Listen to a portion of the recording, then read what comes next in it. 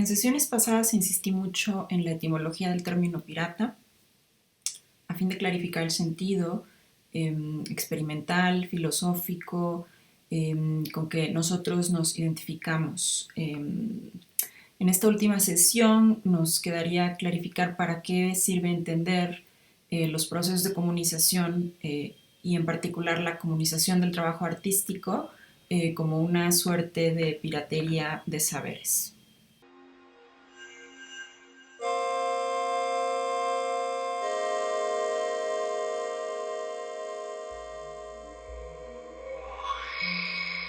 Cuando pensamos en piratería, lo primero que viene a la mente, al menos en México, es la compra y venta de películas piratas.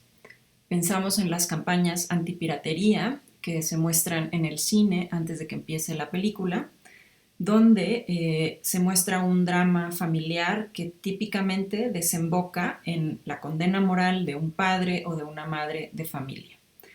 El padre o la madre, que supuestamente debería representar a la ley y el orden, adquiere una película pirata para entretener a los hijos y estos acaban supuestamente replicando ese gesto, haciendo trampa en algún examen o incurriendo en alguna otra conducta inmoral que la campaña antipiratería equipara a lo de comprar y vender películas piratas. La moraleja es siempre la misma. Si compras una película pirata, tus hijos acabarán siendo unos criminales y la culpa habrá sido tuya. Esa es la telenovela que se nos viene a la mente en México cuando pensamos en piratería. Pero ya que estamos en el cine, luego empieza la película y entonces se nos aparecen los piratas de los cuentos y las novelas. Estos personajes suelen ser marineros, tuertos, mancos, cojón o todo lo anterior. Más importante, suelen ser personajes que a pesar de ser bandidos feroces, están completamente glorificados por su temeridad y por su heroísmo. Y esto es lo segundo que se nos viene a la mente cuando hablamos de piratería. Una historia romántica, sexy y por supuesto totalmente inofensiva, al grado de que no tenemos ningún problema con vestir a los hijos de piratas para el Halloween. Lo último que se nos viene a la mente con toda probabilidad son los piratas informáticos de las últimas décadas del siglo XX, es decir, esos individuos con acceso a las primeras computadoras personales, a las primeras versiones de Internet, que primero de modo solitario y luego en comunidades distribuidas por todo el mundo, pues se dedicaron a estudiar y a apropiarse del hardware y del software de la era digital. A partir de ese momento, la piratería se convierte en bandera de ideologías muy diversas, desde el anarcocapitalismo hasta el comunismo y la democracia radical. Todo el romance de los piratas del siglo XVII, del siglo XVIII, es absorbido principalmente por grupos de aficionados a la tecnología. También técnicos profesionales, mayoritariamente de sexo masculino, como sus predecesores, para luego masificarse y diversificarse pues en una gama muy amplia de movimientos sociales, desde el software libre hasta el acceso abierto al conocimiento científico. Entonces, lo que me importa a mí recalcar de todo esto son tres cosas. Primero, con la piratería pasa igual que con los comunes o con el arte. Puede ser, digamos, un gesto crítico, abanderar la piratería o no. Puede ser revolucionario o no, depende en qué sentido.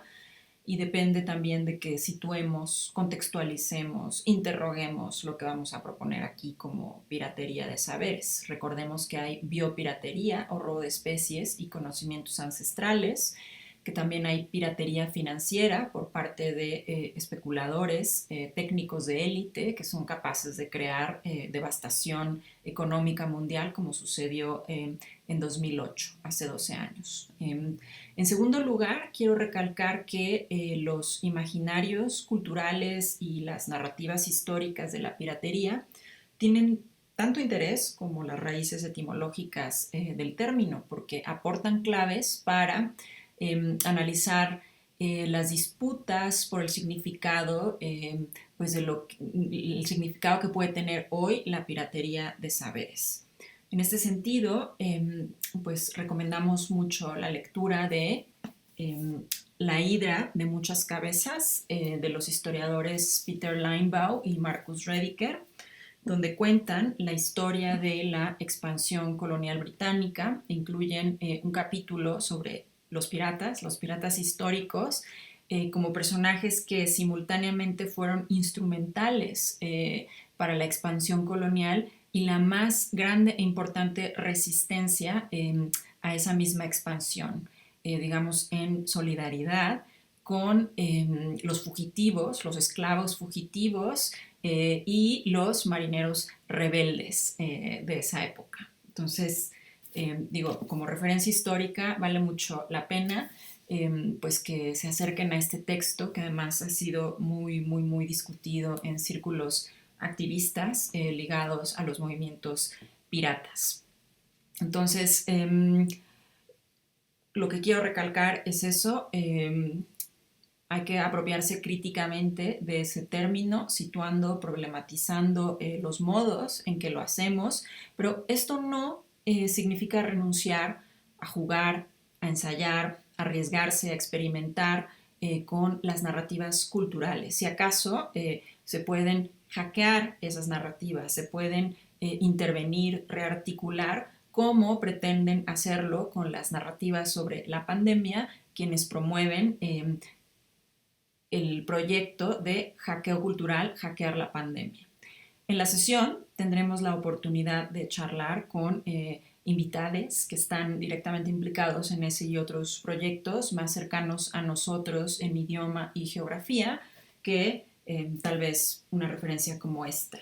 En el resto del video solo quiero resumir lo que proponen los del proyecto de Cuidado Pirata, nuestra otra referencia para hoy, que es un proyecto de investigación que ejemplifica precisamente la posibilidad de resignificar la piratería en una dirección pues bastante novedosa, ¿no? Que es la que hemos estado ya explorando, ¿no? En una dirección de cuidados, de pedagogía, de trabajo cultural con las infraestructuras del saber.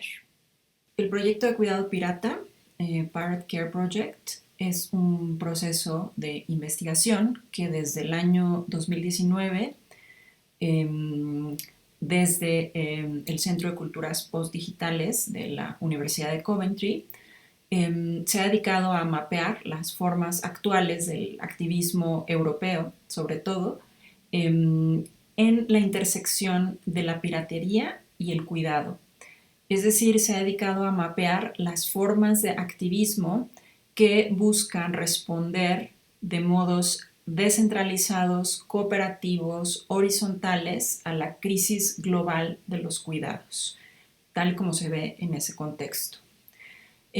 Podemos considerar que este proyecto es una piratería de saberes en varios sentidos. El primero es que resignifica la imagen cultural de la piratería en un sentido que va más allá pues de lo que podríamos describir como una cultura expansionista, masculina, imperial, etc., ¿no?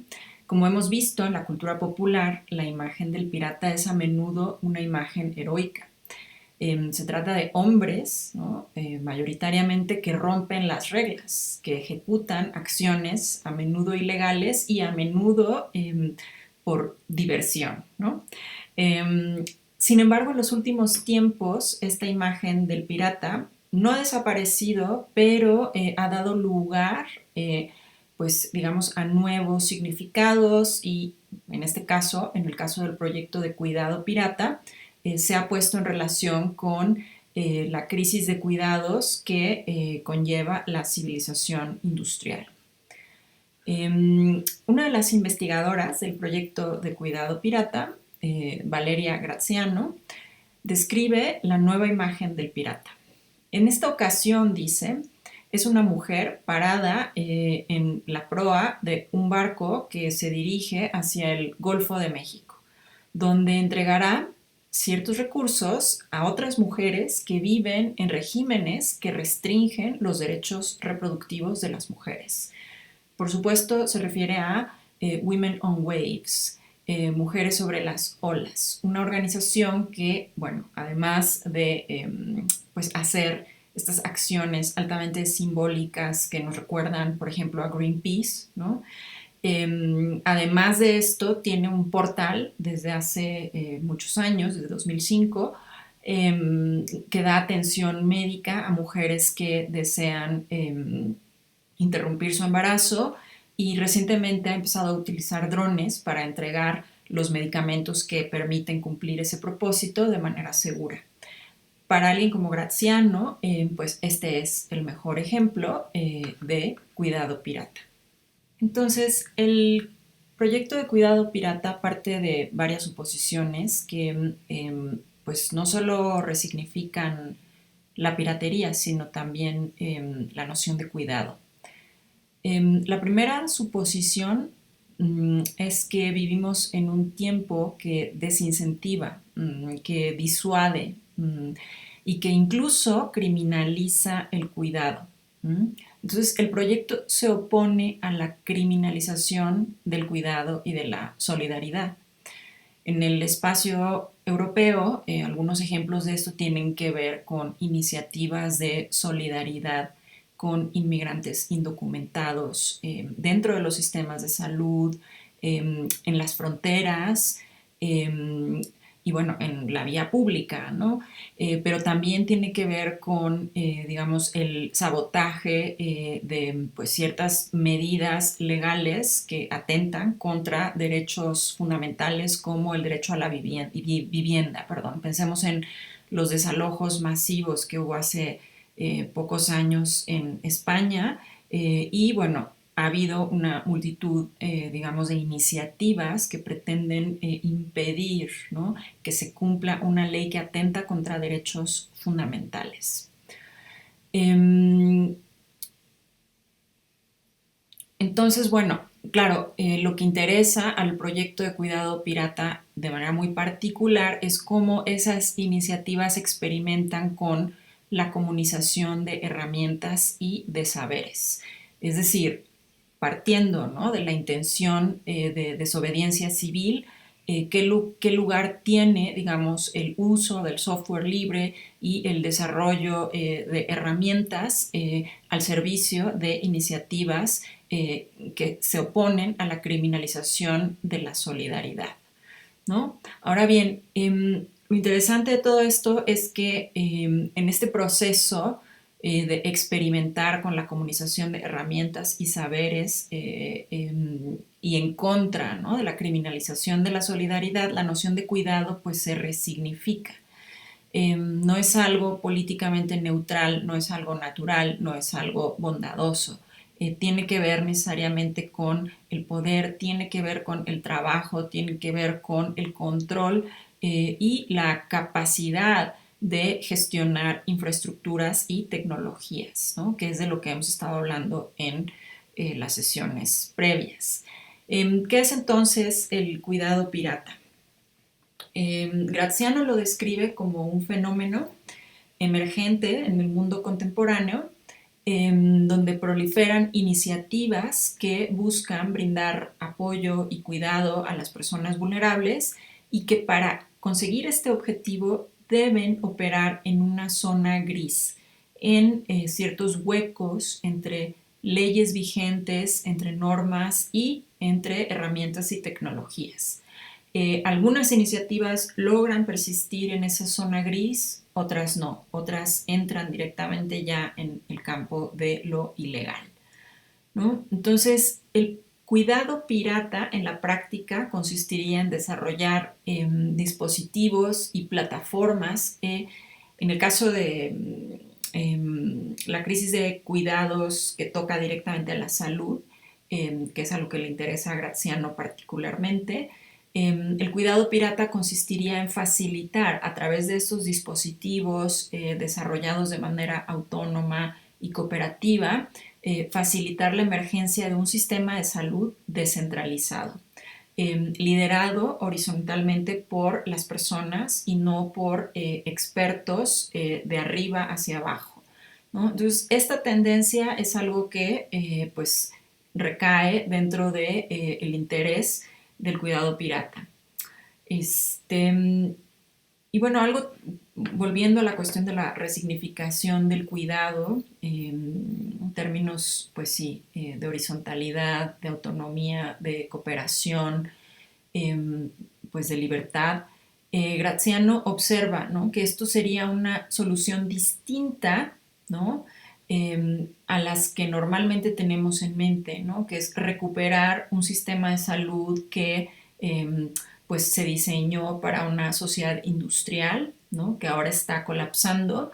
Y por otro lado, también es una solución distinta a la recuperación de modelos conservadores que enmarcan el cuidado como algo que debe recaer sobre las mujeres de la familia en particular, o bien sobre pues trabajadoras y trabajadores domésticos en una situación, digamos, de mayor vulnerabilidad, ¿no?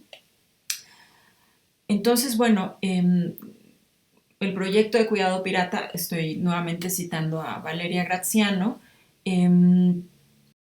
es bastante radical en el sentido de, pues digamos, visualizar el desmontaje de una sociedad donde el cuidado es un bien de consumo, donde la atención a las necesidades básicas depende de sistemas financieros en manos de especuladores pues no sujetos, ¿no?, de otro tipo, de los piratas malos, podríamos decir, ¿no?, donde la solidaridad se convierte en objeto de criminalización, etcétera, ¿no?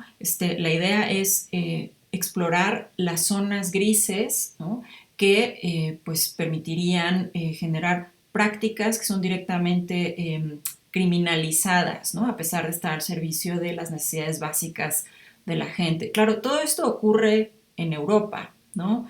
Y si ocurre en Europa, pues tendríamos que preguntarnos, pues entonces, ¿cómo está la cosa por acá, no? Y bueno, creo que todo esto nos lleva directamente a Ivan Illich, que ha sido muchas veces invocado en sesiones pasadas, y quien afirma en su libro La convivencialidad lo siguiente. Dice: estamos a tal grado deformados por los hábitos industriales que ya no osamos considerar el campo de las posibilidades. Para nosotros, renunciar a la producción en masa significa retornar a las cadenas del pasado o adoptar la utopía del buen salvaje. Pero en realidad, pero si hemos de ensanchar nuestro ángulo de visión hacia las dimensiones de la realidad, habremos de reconocer que no existe una única forma de utilizar los descubrimientos científicos, sino por lo menos dos antinómicas entre sí. Una consiste en la aplicación del descubrimiento que conduce a la especialización de las labores, a la institucionalización de los valores, a la centralización del poder. Y Illich está pensando aquí de manera central en la medicina, en la institución médica. En ella el hombre se convierte en accesorio de la megamáquina, en engranaje de la burocracia. Pero existe una segunda forma de hacer fructificar la invención, que aumenta el poder y el saber de cada uno, permitiéndole ejercitar su creatividad con la sola condición de no coartar esa misma posibilidad a los demás. Nos parece que está hablando del software libre y de las licencias copyleft, en fin. Me parece que esto que dice Illich en la convivencialidad, pues nos podría permitir tender un puente entre el proyecto de cuidado pirata, que es un proyecto transnacional. Hay partes del sitio web que están en español, y bueno, hay, digamos, toda la apertura, ¿no?, para establecer comunicación y colaboración alrededor del mundo. Pero bueno, finalmente es un proyecto que se sitúa en el espacio europeo, ¿no?, y desde ahí construye su diagnóstico de la criminalización de la solidaridad. Y bueno, está ahí, y por otra parte está, digamos, un proyecto como el de hackear la pandemia, que es un proyecto, diría yo, de piratería de saberes, en la medida en que busca interrogar, desarticular y rearticular narrativas acerca de la enfermedad, la salud, la alimentación, en fin, todo lo que concierne, ¿no?, a la esfera de los cuidados. Y bueno, a eso nos vamos a dedicar hoy en el diálogo, a tratar de tender estos puentes y ver otros ejemplos.